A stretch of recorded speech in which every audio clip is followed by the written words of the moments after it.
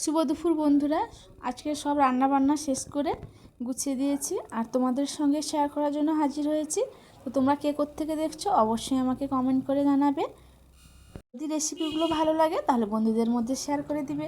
চলো, এই যে দেখতে পাচ্ছ, প্রথমে গরম গরম ধোঁয়াটা ভাত, তারপরে এইখানটায় করেছি একটা শাকের তরকারি, যেটা এটা পালং শাকের তরকারি।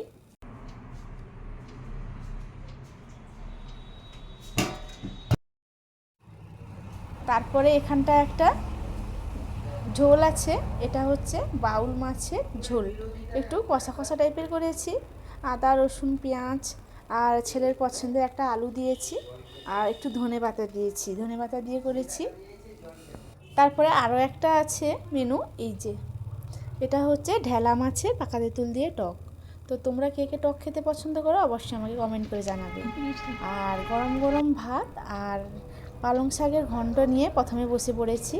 তো খেয়ে দেখবো পালং শাকের ঘন্টটা কেমন হয়েছে।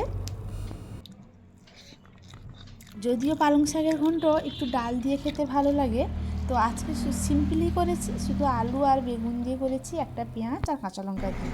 তো দারুণ হয়েছিল শাকটা। আর শাকটা খাওয়া শেষ করে নিয়ে নিয়েছিলাম বাউল মাছের ঝোলটা। আর তোমরা তো সবাই জানো আমাদের বাড়িতে মাথা কেউ খায় না, আমাকেই মাথাটা খেতে হয়, আর তাই বেছে বেছে মাথাটাই নিয়েছি। আর ছেলে স্কুলে গেছে পরীক্ষা দিতে, এখনও আসেনি, এলে খাওয়া দাওয়া করবে। আর কর্তা মশাই গেছে কাজে, আর এলে তারপরে খাওয়া দাওয়া করবে। তো আমি খেতে বসে গেছি, যেহেতু 3টায় আসবে আর 3টা পর্যন্ত বসে থাকতে পারবো না, তাই খেতে বসে গেছি। তো দেখি আজকে বাউল মাছের স্বাদটা কেমন হয়েছে। আর ঝোলটাতে ধনেপাতা দিয়েছি, আশা করছি খুবই ভালো হবে খেতে। আর এতটাই গরম আমি কিন্তু হাত দিয়ে মাখাতেই পারছি না। তো মাছটা আমি খেয়ে দেখি কেমন হয়েছে।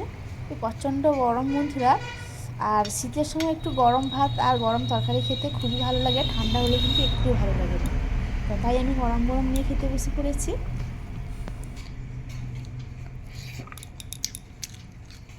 তো আমি রান্না করেছি বলে বলবো না, তবে সত্যি বন্ধুরা টেস্ট কিন্তু দারুণ হয়েছিল।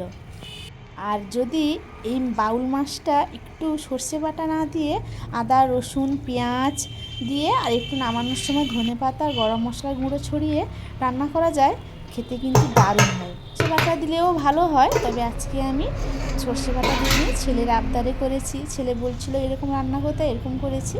আর তারপরে দেখো ঝোলটা এতটাই টেস্ট হয়েছিল, ভাত কিন্তু সব শেষ হয়ে গেছে।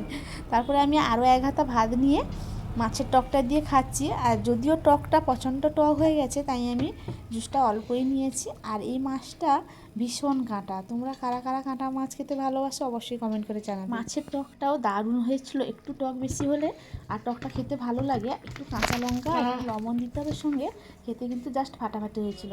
আর এইসব কাঁটা মাছগুলো একটু খেতে কষ্ট হলে কিন্তু মাছের টেস্টটা কিন্তু খুবই ভালো হয় বন্ধুরা। আর যারা কাঁটা মাছ পছন্দ করে না তাদের তো ভালোই লাগে না।